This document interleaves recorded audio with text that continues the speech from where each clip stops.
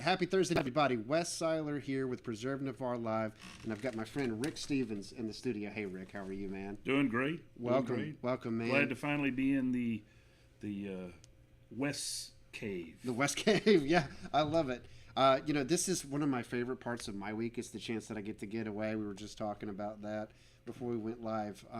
I love this dedicated time, but the West Cave, because I get to set it up. But honestly, man, it's yours. It's yours for the next hour. I love doing this show because pleasure to be here. Yeah, man. I get to hang out with somebody that that I've gotten to know, and I get to introduce you to the folks that watch live and watch the recording of it. So it is yours for the next hour, brother. But this is a show that we've set up over the past several months, and it's for Navarre. Looks like we've got 5 or 6 people that are watching live so far. Let me know if the sound is coming in good, because we do broadcast this live. We record it for people to watch later on, but we stream it on Facebook, Instagram, and YouTube, and it's just a chance to hang out. So I'm looking forward to it, and I get to introduce you guys to Rick, who's been a good friend of mine that I've gotten to know over the past several months. And and we've had some fun, done some cool things together. Absolutely. So it looks like Angie's on here, Chuck is on here. Let me know, guys. It looks like we got a thumbs up here that it's coming in great, so I appreciate it. But it's a lot of fun, Rick, to be able to do this. Good deal. Angie says it's clear. Awesome. That's what I need to know. So we can see all the comments that come through when you guys post them, just like Angie right here. And that's the most fun part of this, is getting to interact with people live and get their thoughts. So if you've got comments, questions, or thoughts, it's like Chuck already posted a comment as well. Let us know. And if you've got questions for Rick as we go through it, because it's going to be a lot of fun. Rick is doing a lot of really cool things. He's been involved in so many different things over the past few months, and I can't wait for him to tell you about it. And then just hearing about your background. I'm excited about that. Like, I can't wait to learn more about you and how you came to Navarre and all that stuff. That's going to be fun. That's going to be a lot of fun, man. But yeah, I always start off the show by mentioning a few of our sponsors that help make it possible. Because we wouldn't have this man cave, right? That's what it's going to be for the next few minutes, without some of the sponsors that make it possible and help pay for the lights and all that stuff. One of those is the Panhandle Shop. So I love these folks, Tom and Helen Tuttle. They're amazing. They run this shop out of their home, and you can see what they're doing is they're building these beautiful wooden flags. Oh, great quality work. Yeah, man. Like, sure. These are great gifts to give to people, or even for yourself. I love doing this, being able to hand them out to folks. You saw, we had a banquet just a week ago, and we gave one to our guest speaker. But, I've received one before. We've got some posted up in the studio, and they'll make them whatever size you want. If you want something small, to give to your kids or something like that, they'll do that. If you want something that'll take up half your wall, they can do that. They can personalize them. I love this. We did a silent auction with several of these, and they'll change the color scheme of it for whatever you want. Engrave it for you, stuff like that. So and these flew off during the silent auction, man. They were gone. People love them. So really appreciate Tom and Helen and what they do. If you want to contact them, they're on Facebook, YouTube, all that stuff, and you can hit us up, and we'd be happy to connect you with those guys if you're interested in what they do. I know you know these guys, Andy DeMartin over there at Andy D's, and then That's Robert right. Reyes with Stripes. Yeah, I love those guys. Spent a lot of money at both places. I have too. I love those stripe meatloaf. Man. Yeah, I love the specials meatloaf. they do and all that stuff.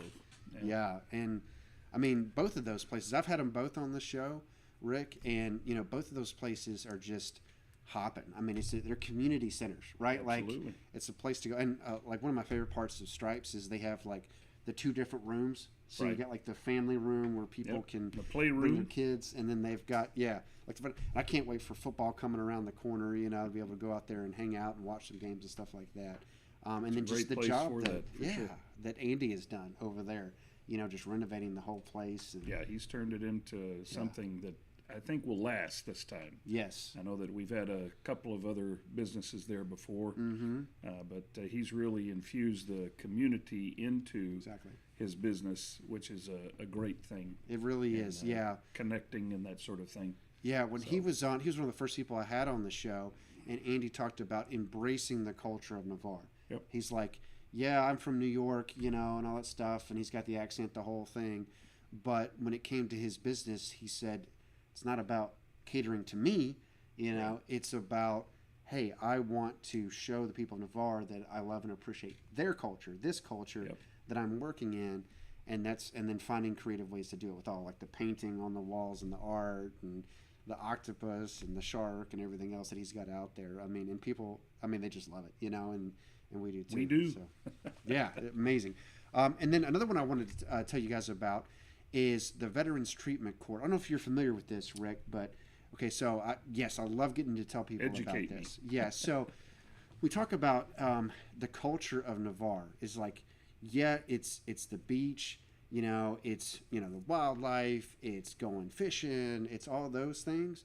But you'll notice in both Andy D's and Stripes, for example, there's an entire wall, if not more, dedicated to the flag, to patriotism, to service and sacrifice and all those things, right? Yep. We talk about that a lot as well. Is Navarre's a beach community, and we love the Gulf of Mexico and all that stuff, and we have tourists year-round, all that stuff, but it's also a community that understands sacrifice and service. And you hear it, you hear it with the training missions going on. Well, I'd call it a military town. It is, yeah.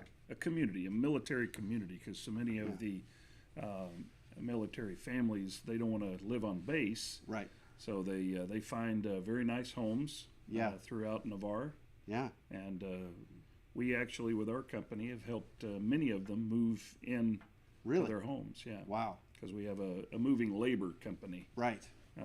That we established when we moved here. Yeah, and I mean, military folks go through all kinds of challenges. A lot of them are just coming in from Germany or Japan or Korea, right? And they're just like, Navarre looks good, let's do it, and they're just renting or buying a home. Great place for families. Yeah, and saying this is where I'm going to be, and so, but it's a like you said, it's a town, like it's a military town type thing. It's the entire community, right? Is that. And so one of the things that we look at is being in such a patriotic place, how do we measure our patriotism? How do we actually demonstrate that? And absolutely we have, events and all that kind of stuff, but one of the things is taking care of veterans, right? And that's what Carmen brought up. So she's a retired lieutenant colonel. She was in security forces, just an amazing person who's doing so many things. And she said, why don't we have a veterans treatment court? And many people I didn't know, right, until she started talking to me about it. I don't even know what that is. Yeah, and what it is it says, hey, if veterans find themselves in a tough spot, is there any legal provisions or institutions available specifically for them? Because with military folks, if they find themselves in a tough spot, be it picked up by the law or something like that, they commit some type of crime, well, hey, at some point, this was an upstanding citizen who served in the military, especially if they had an honorable discharge, the whole thing. At one point, this person was in a good spot doing good things. So something has happened between that time and where they found themselves confronted by the law. The Veterans Treatment Court says, we're going to look at their service records, we're going to give them a mentor, people who've gone through tough times, and we're going to see if any of the things that they're dealing with now is in any way service connected or related. Because I can tell you, man, you come out of the military and you're leaving this institution that for many people has been their entire adult life. Now, a lot of people join 18, 19 years old, and then they find themselves 20 years later getting out, and now they're just trying to adjust to life. And so Okaloosa County and Escambia County both have a Veterans Treatment Court. And they said, hey, this is specific to this community, and now you have a lot of veteran mentors, people who themselves served, who are there to mentor this person. And what it does is you work to they still pay their time and their debt to society and all those things, but we work to get them back onto their feet and get them rehabilitated, get them a job once they've served their time, all those things. So it's transitioning from the military into the private sector. I owned a staffing company in Dallas, Texas, and we would help veterans attempt to write their resumes in such a way that didn't scare the employers. Yeah, because I mean. Exactly. I mean, it is, how do you transition your skills? And for some career fields, it's harder than others. Right. Some of them, it's kind of easy. They've got like physical therapy on base. And it's like, okay, cool. Physical therapy in the civilian sector is the same. Right. But if you're working with, live ammunition and things like that, right? Transition may be a little bit more difficult. If you're an engineer who's very specialized, now you got to transition. It may not be the same kind of jobs available, right? a lot of veterans also hit points of depression and anxiety and things like that. Suicide, Absolutely. unfortunately, is very high in the veteran community. And so this is looking at what can we do to be able to take care of those folks. So what Carmen is doing is she's looking for mentors. She's looking for people who want to come alongside her and say, hey, if I give you a veteran who's on the mend, would you be someone who'd be interested in corresponding with them as they're going through counseling and everything else, Sure. right? Sure. And then she's also looking for employers. People are going to take it slow with this person as they work back towards, getting to a good spot. So, Sounds beautiful like a thing. great, Carmen great- looked at it, said, "Why doesn't our county have one? There isn't one in Santa Rosa County." She was Program. initially told, "We just don't have enough of a need for it." And then she started looking at the information that she loves to research and data and all that stuff. She's like, "Are you kidding me? We have so many instances of this in Santa Rosa County where we have veterans getting picked up and finding themselves in a tough spot." Now we have it. Now that's what she is establishing is this Veterans Treatment Court. She's establishing that for Santa Rosa County, has the support from Rudman, from Senator Broxton, from Ron DeSantis. All of them are like, absolutely, we need to have this in Santa Rosa County. So she's establishing that, and they just highlighted her work and her doing this on WEAR, which was so cool. They did a spot there. You should definitely go on and take a look at that where they talk about veterans making a difference, and that's Carmen. So, Has she been to any of the BOCC meetings to talk to the commissioners? oh yeah, oh yeah, Yeah? she lives Okay. up there, man. Okay. She's been That's doing great. that for years. She is one of the most vocal and active people on like a dozen or more issues. I mean, you name it, and she's up there talking to them. Right. So she's been up there. When I first moved here, what's it been, 7 years ago, Carmen was one of the first people that I met, and she was like, let me show you how this works, right? And she taught me so much about kind of the inner workings of how the county does things and the state and all that. So name an issue, and Carmen's all over it. But it's just really cool to see her passion project getting this kind of traction. Good. You know what I mean? So really positive thing, and something our community, I think, is really behind. But she's just one of several. I mean, we've already mentioned several people already that are just heroes of our community. And that's the whole point of this show, Rick, and why I'm so excited to have you on, is this show is a chance to just get to know folks, talk about Navarre, talk about where you came from and the parts of Navarre that you love and the people that you look up to in Navarre. And I've put some here of my personal favorites of just people that we've talked about, people that I've had on the show, because a lot of folks don't know. I mean, they drive through Navarre on 98, and it's like, yeah, it's a pretty beach and stuff, and yeah, there's a military base, but they don't know the type of quality folks that we have. Right. And like having Robert Reyes, that's him in the bottom left, talk about his story and how he built the restaurant and the struggles that he went through in those early years. It was tough, right? Hearing his story was just amazing. People don't realize we have NFL players. We've got several of them that are gearing up to play on Sundays, like Michael Carter. Okay. We've got, man, I could add so many to this list. We've got people in the Olympics playing soccer, that went to Navarre High School. We talked about military legends. Rick Landreth is one right there. They portrayed him in Black Hawk Down, right? He's one of the guys Right. who was actually there. But then entrepreneurs like yourself. Kevin Lucas, he's in the medical field, right? All kinds of other industries that you might not think of when you first think of Navarre. So it's a chance to do that. And while we put this stuff online, the hope is it's a positive conversation too, right? Because Right. I've seen so many conversations, especially on social media, that just tends towards the negative. I'm Well, sure you've seen that too. Communication, we've Yeah. talked about this. Yeah. Communication in Santa Rosa and Navarre included, Yeah. it's very difficult to receive or get any real clear communication about almost anything. Yeah. Totally agree. So I don't know if there's something that we need to do with the radio stations in the area. Yeah. I don't know if we need to establish a West Siler TV station. I'm good. No, this is all I can handle. My wife would kill me. Like, this is my one night where I'm not, getting the kids to bed and cooking dinner and everything, helping with all those things. So I'm good. But hey, if you want to set one up, like by all means, like I will help you in that endeavor. But you're right. I don't think it's necessarily just a Navarre problem. It may be a little worse here than maybe some other places, perhaps. It's like an America problem. I mean, I think, so much of what social media is going towards right now it just hardens people into just a negativity and a ferocity that gives you that dopamine hit for a second, but doesn't actually get you anywhere. You know, it's like you can sit at home like all day with a fake Facebook account and a fake and nobody knows who you are, and you go on there and troll. I had one of my friends tell me that. He's like, yeah, I just like to drink and like mess with people online. And like, if that's all it is, that's all it is. But then there's other people who are like legitimately trying to get their information from social media. Right? They're like, I want to know, you know, what's going on in my community or the world, and I'm going to go to Facebook to get it. And so you have one person trying to get facts, and another person who's drunk trying to just like argue with folks and have a great time, right? It's just such a weird mix. even some of our news outlets, or so-called news outlets, tend to be very opinionated, and they drive the news that they want to put out there rather than whether or not it's truth or not.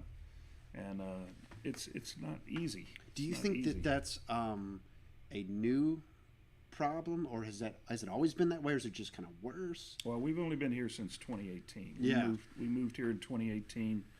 My beautiful wife Brenda convinced me to move and leave Texas for white sands and emerald blue waters. Yeah.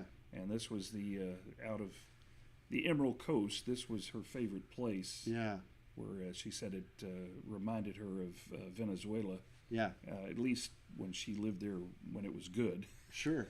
But the beaches especially. Yeah. So we actually have beaches here that are very tropical, much like what you would see in South America and sure. Venezuela. Yeah, no, it's a good point. I mean, it's a beautiful community, and I would argue a lot of amazing people, but you got to actually get out and talk to them, right? Like, you got to actually go out there, and when you do that, you discover, hey, let's go to Andy D's or wherever on the beach, you know, and sit out and see the sunset and talk about something, or let's go to Stripes and have a beer and reconcile whatever differences we can, you know, like if we do that, it's positive. A big part of that, and you already kind of started alluding to it, is getting to know where a person's coming from. And that's my favorite part, Rick. So you gave me the treasure trove. Everybody knows that watches this is that I always ask people for, you know, their backstory, whatever photos they're willing to share. Sometimes I get like one picture, you know, like, and then I do the most that I can. Sometimes I get the most ridiculous pictures and I'm trying to make sense of it. Yours were awesome. Yours tell a story, and I can't wait to hear it. And I love the first one. This is great. Like, when I saw that, like, I was thinking of like so many little kids and babies that, you know, they tend to look similar. You can't really tell. Like, I saw that, I started laughing because I was like, that's the most Rick. I think Stephens I was already practicing boogie boarding, how to ride a boogie board, you know. I was gonna say, like, Rick Stephens, eager to get started. Like, you're ready for life. Absolutely. So talk to me about that. Where were you born? Where'd you grow up? Early years for Rick Stephens. Where is I was born in Dallas, Texas. Okay. And was pretty much raised in and around the southern part of Dallas. I started off in Oak Cliff. Okay. And then we'd been actually all over, including a town. I spent third grade in Denison, Texas. Was first and second grade in Van Alstyne, Texas. Yeah. And that was further north of Dallas. But then we came back down, and I spent my junior high and high school years in what's called Pleasant Grove. Okay. So it's not always been considered all that pleasant. Yeah. But it was a great little place to grow up. I got there right when busing was started, and so we did have some issues with the busing, and our high school had an incredible riot. Really? Yeah. Wow. It actually happened based on a friend of mine, a black friend of mine, who did the Martin Luther King speech, and it got everybody so fired up that boy, the doors opened and the riot started all over the school. Wow. And I came from a mixed school already. Yeah. As I made my way to high school, and I'd been in a mixed school, so I had a lot of friends who came in to protect me Yeah. from the riot. And I think I got a picture here of, this is your family, is that right? Yes. Okay. How old were you in that one? My mom and dad, I think I was 2. Okay. All right. So still. Most of these super young. pictures came from my mom's Facebook account. Nice. That Brenda So yeah. went in and pulled. And I appreciate her for that. But so what was their, understanding of that? Of watching you being raised in that kind of environment and coming home. Well, I'm they sure were talking about concerned. it. They were concerned at that time. Now, after that, they brought in an actual Air Force colonel Yeah. to be the principal, and he brought in enormous vice principals. Yeah. And after a few locker, Yeah. exchanges with students and having counseling sessions with a lot of students, it calmed down and everybody got along just fine. Really? So I relate to that It's amazing so much. how Yeah. security will security where everybody feels safe will actually calm things down. Yeah. No, I relate to that. So I grew up in Memphis, so Tennessee, All right. and a lot of the stories you're telling, that's what I grew up in as well. I remember the generational differences, and how they understood what was happening. Because for me, a lot of my friends were black, and we hung out all the time, and it was like, what's the big deal? Absolutely. But then if you were to talk to some of the much older generation, right, folks my grandparents' age, it was a completely different understanding. I'm like, man, there's a lot of anger and hatred here. Why? Yes. So I was kind of raised in that environment and learned how to defend for myself and protect myself and everything else, and how to navigate, some of those things. Because you'd have, where I grew up, you'd have gang fights and stuff like that, and it wasn't even targeted at you, but you just, you're going through school, and all of a sudden you got 12 people fighting about who knows what, and you're kind of like, hey, I'm not part of this. My junior high, which was the mixed place, but it did have all the different race gangs. It wasn't gangs based on a group and that sort of thing. It literally was separated by race. Yeah. Well, actually, the white. Everybody who was white didn't have a gang. Okay, they were the only people who didn't have a gang. So you had the black gang and you had the Hispanic gang. Yeah.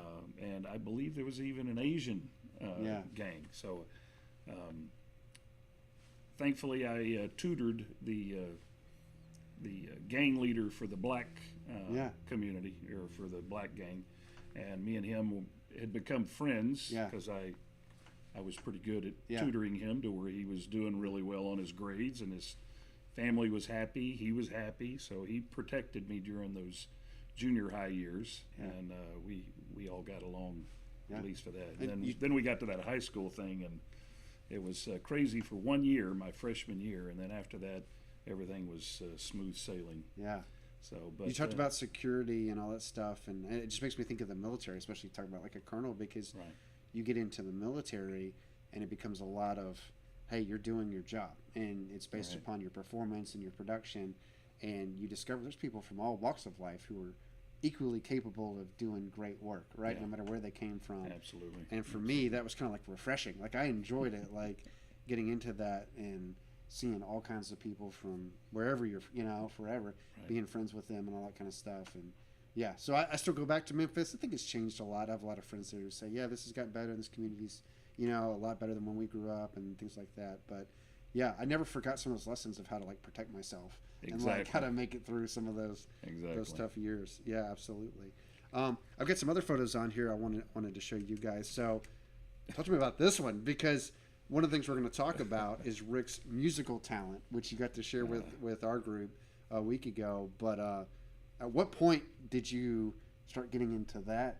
That was 1996. Okay. I'd formed a band, but I was also writing songs. Yeah. And I had an independent record label actually find out about me, and so we signed. I signed with him, and that was what that photo. I mean, that's awesome. What that photo was. That was during my beard days. Yeah. And my hair color was dark. Yeah. So once I had to give up the beard once I started looking like Santa Claus. Yeah. I didn't want the Santa Claus thing, so I love it, worked man. out. But no, that I actually had a song on the radio there in Texas. Did you for a really? little bit, and traveled around performing at honky tonks and bars, and even the kind with chicken wire on it. And amazing. I had no idea. So folks may not realize, like, we had Rick over at one of our events that we just did, a banquet, and I had no idea that you were going to sing. Like, I was told by Jerry Foster, who's part of our team, he was like, yeah, Rick's going to DJ, right? And I was like, cool. You know, he's going to DJ. Cool. Yeah, he's going to play some background music or something like that, you know, while people are. I was like, that sounds great. And so when you called me asking, like, hey, what kind of music you want, I'm thinking, like, tracks on Spotify or something like that. Like, that's what you were asking me. And then you're like, yeah, no, I think I can do maybe a little Stapleton, maybe some Frank Sinatra. I was like, well, yeah, I mean, it's on iTunes or whatever. You know, like, I had no idea that you were, you like. didn't know I was calling to find I out. had no clue. And then, like, that you wanted me to like, you know, I was sing. running around during the Okay. event, like, setting everything up and stuff and coordinating with the staff. I was like, who is singing? Like, you know, and they're like, that's Rick. I was like, holy smokes. Like, and I got to tell you, man, you were the best part of that whole night. Like, people are still talking about it. And we were lucky. I appreciate the compliment. Yeah, absolutely. Well, you guys are going to see it. So let me know if this video plays for you. But I had Donna Long, one of my friends, who came by, and she recorded like most of the night, and especially some of the parts where you were singing. And I have never in my life seen someone do a duet with themselves in which they impersonated somebody. That's the coolest. I mean, like, maybe that happens in Vegas, I don't know, but like, for me, like, I thought that was the coolest thing when I went back and watched it. Like, ran and showed my wife and a bunch of other girls. Do you realize he did that? So this is Rick doing Louis Armstrong as well as himself. So take a look. We're gonna watch this, and I can't wait. It looks like Nancy, Paul, and all of them are watching. So let me know what you guys think. Here we go. Singing a duet with Louis Armstrong with myself. I know that sounds weird, doesn't it?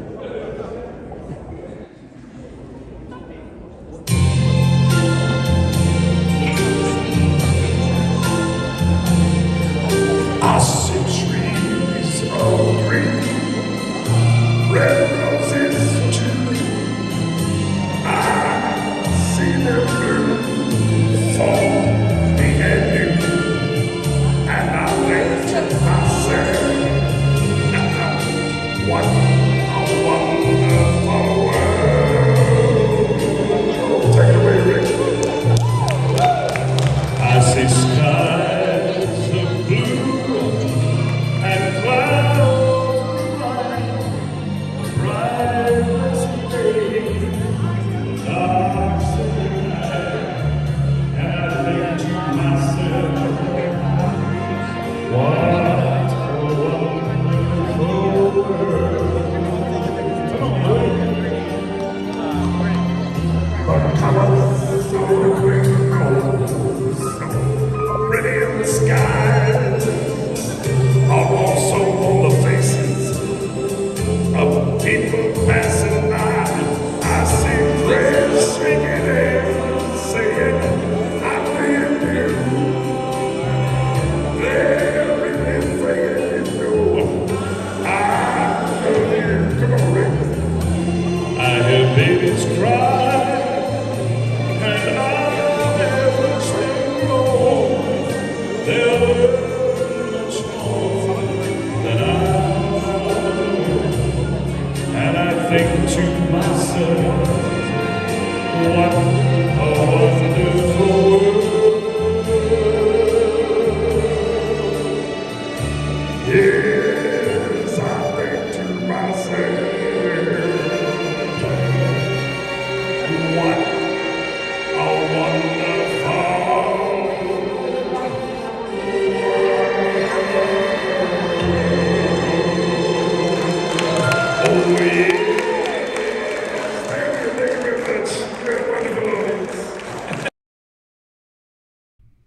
So great. So I loved it, dude. What a hit.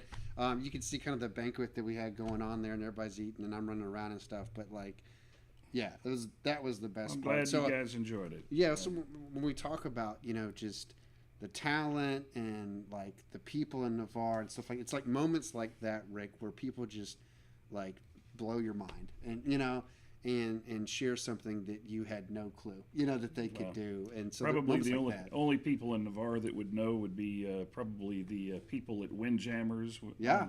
on karaoke night, and I need a drink and sing a song, and 100%. and we do that. And I've even been to the Andy D's one on Monday nights. Yep. They got a great bartender there. I hope you keep showing. Krista. And then Brenda So, as well. She came up and sang as well. She's got a she's- beautiful voice. Absolutely. So what a talented couple. And you kind of mentioned this at the beginning. So there she is. Tell me about y'all story, how y'all met and got together, and then of course you were talking about how you came here. I'd love to hear about that. Well, I had shut down due to Obamacare. I decided to shut down my staffing company, and so I switched over to. I'd already had a company called Moonlighting Productions, which Okay. is the nighttime entertainment thing. So I had, I was doing Yeah. booking bands and that sort of thing, and actually, somebody asked me to, after a show that my band did, they asked me to.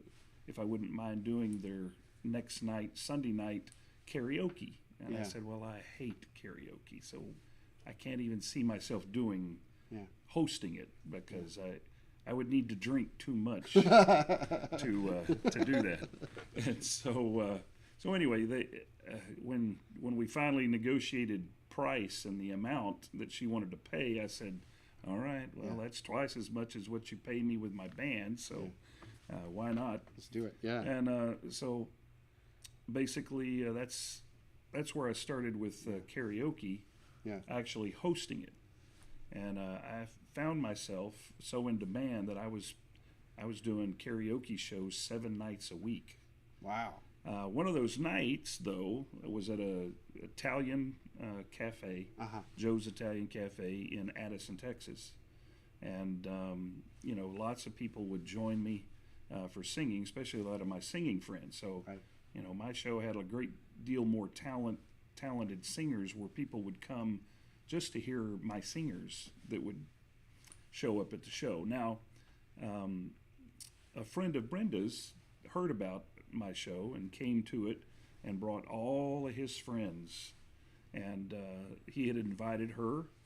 She started not to come, but then just as she was passing, she saw all of us having a great time in the restaurant because it was full windows.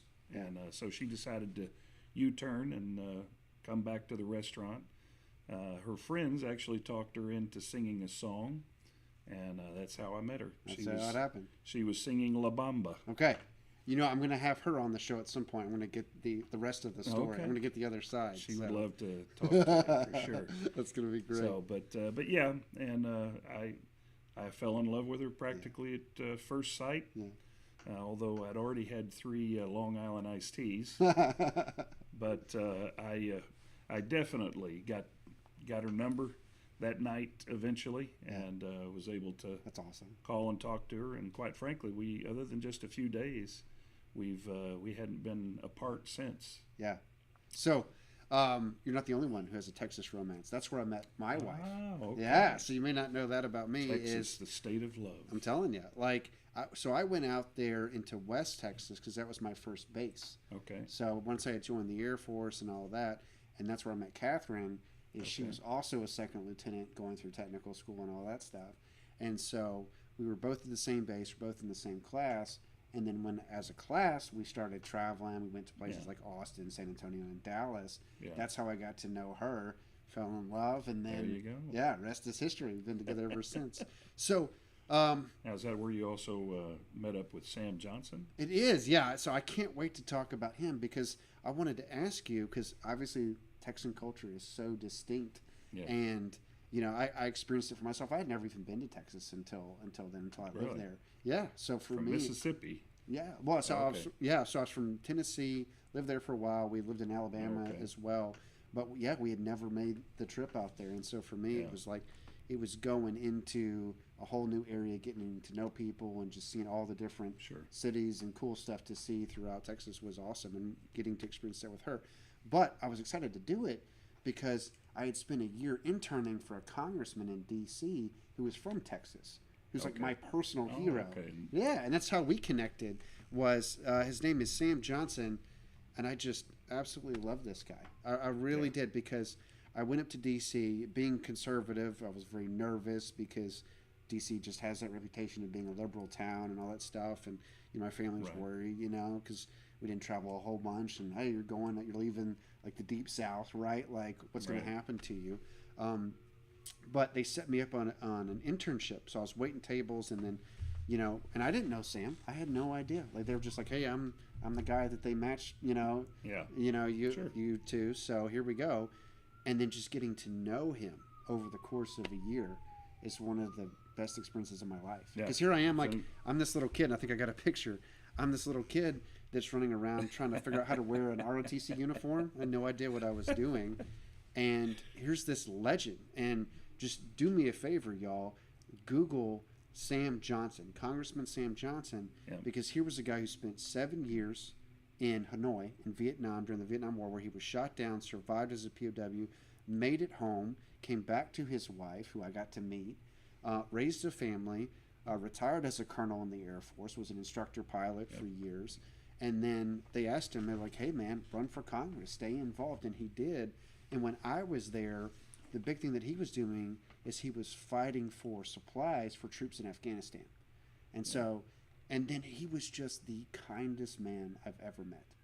And he would do this thing, Rick, is he would, so here I am, the little guy, like, trying to figure out, like, what am I supposed to be doing on the computer and answering constituent mail, whatever, right, doing tours. Right. He would sneak in the back way through my entrance before he talked to the staff. So his staff would wait on him, sir, we got this bill, and Tom DeLay wants this, and George Bush wants that.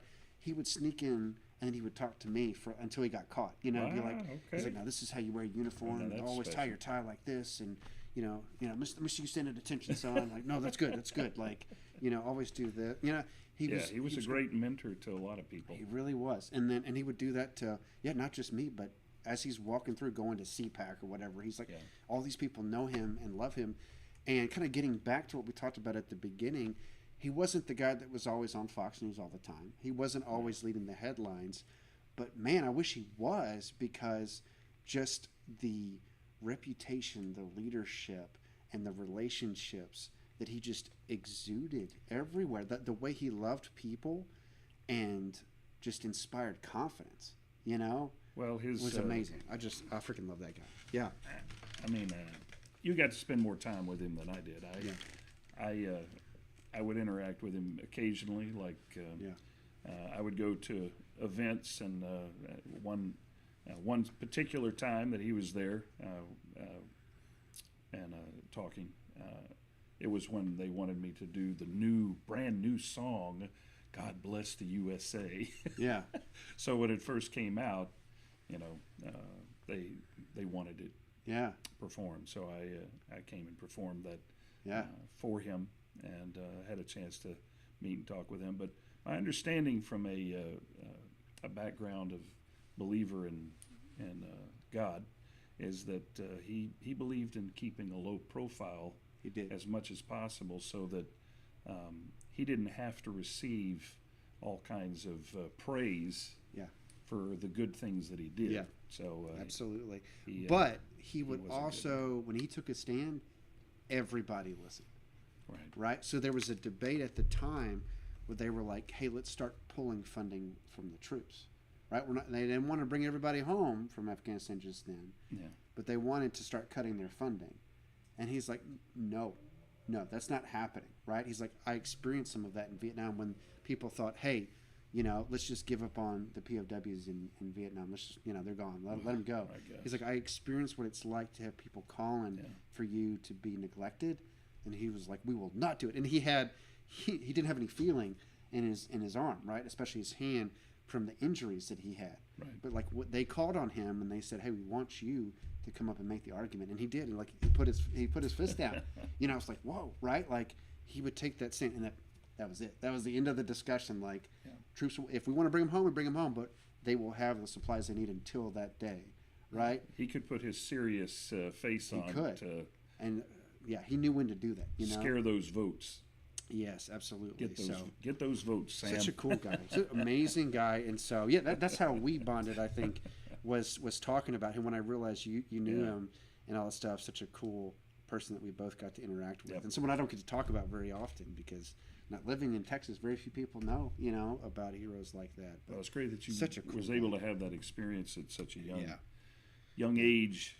Yeah. Matter of fact, what age was it? Was it 16, 17? I was like 19. And it was like after high school, and I thought I was going to go to college and do the traditional path, and then I just broke away from that. And I was like, you know what? I want to go get out, especially after growing up in Memphis and all that stuff and dealing with some of the things we've already mentioned in this podcast. I really wanted to get out on my own, figure out who I was, all that stuff. So I was up there just waiting tables, and living on someone's couch. and then just signed up for that service that got me connected with him. And it's those type of people that have inspired me in my life to take a stand. So it's cool that we both had that. But one of the things we've talked about, and that I kind of want to end with, is we've talked about overcoming a lot of division, and that's what Sam did. Is it wasn't weakness, or it wasn't, hey, you can solve everything by just being gentle. He took those stands, but he knew when to do it, and he always treated people with respect. Yep. Even when he was firmly opposed, like, I am going to absolutely destroy your argument. However, I'm going to love you as a person, right? And he did that, and he knew how to do that. And it's just refreshing. I'll take you out for lunch after this. Yeah, exactly. that was Sam. And I do feel like, we've talked about Navarre, we've talked a little bit about the county. If there's one thing that I would wish on this community is to have a little bit more of that type of leadership from everybody, right? And it's something that I aspire to do better myself. But how can we take a minute to be able to not assume everybody's going to agree with us and not try to get everybody to where you're at, but at least have some fun along the way, have some friendships along the way. And I love that about you and Brenda. Like we've had many conversations about that of, look, we can find the places we do agree on, right, and not always the points, that we don't. So exactly. Well, I mean, everybody's got an opinion. As well, I don't want to use that other analogy, but as far as the community, that's really kind of tough because we have a lot of individuals that really don't seem to want to be respectful. Yeah. Or to, I mean, they're just mean. It doesn't have to be that way. They're just mean. But I think that there's more of those of us in the community that would like to see less of the ugliness. Now, I don't know how we do that with certain individuals that are always wanting to stir up trouble. Yeah. Well, I mean, but I think that if more often than not, if we can communicate, like shows like yours, or having other podcasts, we were on, I believe, Greg Pinglis. Okay. Is that his? Sounds right. Yeah. Pinglis. Yeah, he's got a radio type. He calls it a radio show type podcast. He seems to do very well as well in terms of being able to get the information out there and also have differing opinions. Yeah. And if we can at least agree to be respectful to one another and to find common ground. Yeah. And that's what I'm hoping to do with the state committeeman position, is actually find more of the things that we can come together on and focus on those rather than the little things that we disagree on that maybe are not quite as important to the big picture of the community. Right. So that we can try to get away from people, poking each other in the eye all the time, with comments and you mentioned constantly going low. You mentioned Facebook. There's some mean people on Facebook. I experienced it during this campaign. Working on helping Brenda with her campaign. I didn't do a whole lot with mine actually. I just figured I would based on the forums, I would let people decide based on what they saw in the forums. Mm-hmm. The answers that I gave for those, I believe. I almost forgot to mention like Tommy Nichols. Yeah, I've had Tommy program. on here. Yeah, Tommy I love Nichols' Tommy. program, and he's talking about like he's got some really good things coming, even for himself. See, they can never figure out Tommy because he does this wild thing of talking to everyone, Yeah. and they're like, "So where does your allegiance lie?" And he's like, "With the people." Right? Like he's like, "I want them to be informed." Right. And that means I'm going to interview And he's, like he's Matt serious Gaetz, about it. and I'm going to interview his opponent. I'm going to he'd interview you, and then he'd interview David Farrow. Like he'd interview me, and he'd interview Mark Miller. You know, like Right. whoever's going. He's like, I'm going to talk to both of them, and I'm going to be kind and let them say their piece. And don't we wish that all of And people are the like, wow, news? I can't believe this. Don't we wish all news organizations were like that now? It seems like all news organizations that you used to think you could trust Yeah. are just pure opinion. They've chosen their side. Right. Here's your side. Here's your It's like a side. filter. Yeah. And it just like I'd like to be able to hear just the truth, the facts, and be able to have people know that, hear that, see that, and then make their decisions based on that. Yeah. And when you debate, you fight fair. You know, right? Right. You don't just Right. assume somebody's. But people do that to me all the time. They're like, I think he's a communist, right? I think he's a Satanist, and I think that he just hates Navarre, and that's why he's doing this. I'm like, you don't know me. You may know what I've I heard state. some of your names. Yeah, right. Like so, they're just assuming what your motives are, right? And I've heard that about you guys. To be honest with you, Yeah. this is why they're running. I'm like, is it though? Yeah. Because when I talk to them, they seem like really wholesome people, you know, who believe in Right. principles, right? And so that to me is one of the most helpful things that we can do. Yeah. Is don't assume another person's motives, right? Ask Right. them, Yeah. right? And then watch and see. Why are you doing this? Yeah, why are you doing this? And then they'll tell you why, and then watch and see. And by God, like it's going to be true more often than not. People are going to tell you why. If you take a minute to ask, sure, you've got your bad actors who may lie to you from time to time, but it's borne out over time and action. I agree. I think about Sam because one of the things he talks about in his book Captive Warriors is he talks about how he survived for 7 years, and he hit this place with his captors where there was boundaries, right? They were given the ability to communicate, do certain things, and establish some type of community amongst themselves.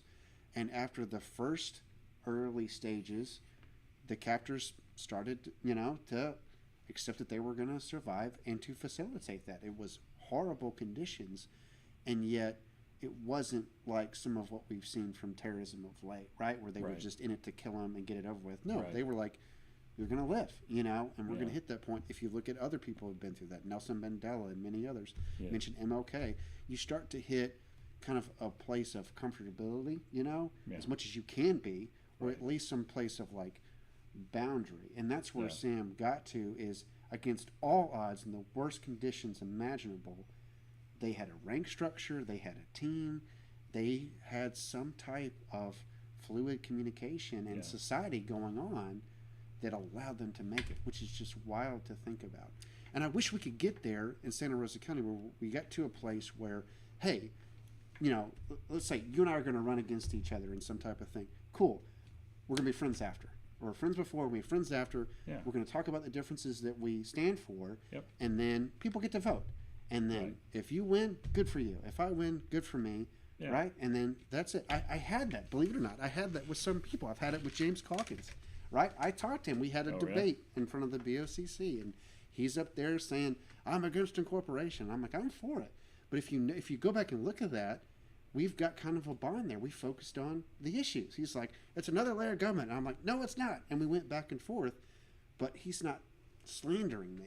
He's not calling me names and saying, you're a liar and I hate you and all that stuff. And I'm doing the same thing with him. It's like, James, you know better, and let's talk about Jay or whatever towns that you've worked with. Right. We're focused on the issues. So you can have some of that. It's rare, unfortunately. But well, it's a decision that people have to make. But I feel like you and David had that going for the committeeman. I've seen that from y'all as exemplary of that, of staying focused on the issues, being able to shake hands after, having some of the, gentlemanly type conversations. Well, I've had to work with him on the board Yeah. for the REC since I was voted in, and so as treasurer. Yeah. So as treasurer of the REC, the state committee man and state committee woman, it's their responsibility to sit on the board, attend board meetings, and then also communicate at the REC meetings any information that comes out of Yeah. the RPOF, the Right. Republican Party of Florida is what that stands for. And the only issue that I truly ever had is that the communication was just not going out any further. So that, and not only that, the REC and the state committee man and woman, in my estimation, should be the biggest recruiters and leaders Yeah. within the party. Yeah, sure. For that county. So I Those are plan issues to debate and discuss. I've already had plenty of people call me about it, and I've let them know I will be doing my best to try to recruit more good people into the REC, as well as try to help the leadership, be part of the leadership and help it go in the right direction, make good decisions, raise money, and also organize all the voters. You know, we only had like 25% of the voters Yeah. in Santa Rosa County that voted I saw that. Yeah. in this primary. You're right. And that's a sad, Yeah, sad you number. should have a lot more. I mean, what does that say about our efforts to try to get people to care about What's going on? the issues and their government? And so we've got to do a better job, and that's what I plan on doing. But I also think that, like several of the things you've talked about tonight, it's going to get more people engaged. Because I talk to folks who, choose not to vote or whatever, and a lot of times they're just turned off by just how nasty it is, and then they can't even navigate because they don't even know what the issues are where people stand, right? So starting to take some of, the lessons we've talked about and continuing to practice them, I think is going to help some of that conversation mature. And I'll tell you, man, like we talk about social media a lot, less and less do I respond to people who come at me with just no substance and just insults. I just don't. I did it for a while, Rick, and I'd engage with them and debate. We'd have like a fun conversation. Yeah. But a lot of times I would say, okay, this was fun, but let's talk, right? Come on, let's go out to Stripes and like let me get you a beer. And they would, and a lot of times they would say no. They were like, no, I would never have it. I'm like, we just debated for like an hour on social media. Like, I'm tired, my fingers hurt, and it's late. How about we meet, and have a beer and like we can laugh about it? No, I'm not going to do that. So I just kind of realized, okay, you know what? I'm going to stop rewarding, just the absolute abject hatefulness, unless there's some type of like substance there where we're going to have mutual respect. And those people who do say, hey, let's have a conversation, let's talk, we're going to treat each other, those people I'll spend all day with, right? Like, right. Well, I mean, so I think we have a job to do. Good debate brings out probably more truth than you're going to hear even on the news anymore. When it's good, yeah. Versus just as long as, hurling insults at each other. Right, it's that insult thing. Yeah, so it's a challenge we all kind of live in, Rick, but I appreciate that you're trying to better it. I just want to make sure that most people don't even recognize me without a hat, and I do have hair, so it's not quite like Donald Trump's, but I do have hair. I just like wearing a hat because it keeps the sun off my. You can represent face. Texas. Well, and I just love a good hat, and these are aerated. Yeah. So this kind is aerated, so it keeps my head cool, and so that's why I do wear it because of Texas. I mean, I grew up on a small farm. My grandfather and grandmother had a small 11-acre farm. Yeah. And so I grew up with horses and milking cows and baling hay. I was driving hay trucks and tractors at age 10. Yeah. 10 years old. And now, I feel like I wasn't all that great on the clutch, so many times my grandfather would be cussing me out as I would pop the clutch a little too hard, and he'd fall over on hay bales, and wouldn't be very happy with my driving at age 10. I'm like, I'm 10. See, I feel like if I I'm stayed as 10. committed to my roots as you have, I'd have like a headband and a basketball. Like, Oh, that's yeah. what I grew up in. Oh, my goodness. Okay. That was Memphis for me. yeah. Randy says West needs a hat. We'll see. So. I do have some cowboy boots from my time in Texas. I've held on to them. Cat hasn't. But no, thank you so much for being here, man. I love it. This is it. Like you guys see it, is just a chance, an hour to spend with somebody. I mean, I just learned a ton about you and your perspective on stuff, and it's refreshing and great. And I encourage you guys to do that. You know, spend time if you're talking to somebody about an issue or you want to. That's the best part of like the local politics stuff that you're into, Right. is you can just take him out, like hit Rick up, talk to Brenda, That's talk right. to some of these folks, get to know them, and Yeah. especially when it comes to the motives, like ask them, you know, why are you guys doing what you're doing? You know, what led you to this point? And a lot of times those answers will surprise you. So I appreciate it. But thank y'all for tuning in. So we get to do this show, as I said, every Thursday night. So if you've got guests that you'd like to be on the show, hit me up. PreserveNavarre.com is our website. Obviously, we're on Instagram, Facebook, and YouTube. You can also email us at preservenavarre@gmail.com. Happy to take any comments, questions, thoughts, ideas you have for the show. We've had a lot of interaction. People loved playing the song, so thank you again for doing that. Angie, Chuck, Paul, Nancy, all of them loved it. Randy loved it. So Well, thank y'all for your comments. Keep your ears and eyes open. I plan on doing a lot more of that out in public, just Good. to have some fun, You should. to enjoy it, and we'll see whether or not we can change the environment that we've got in terms of the political environment, because Yeah.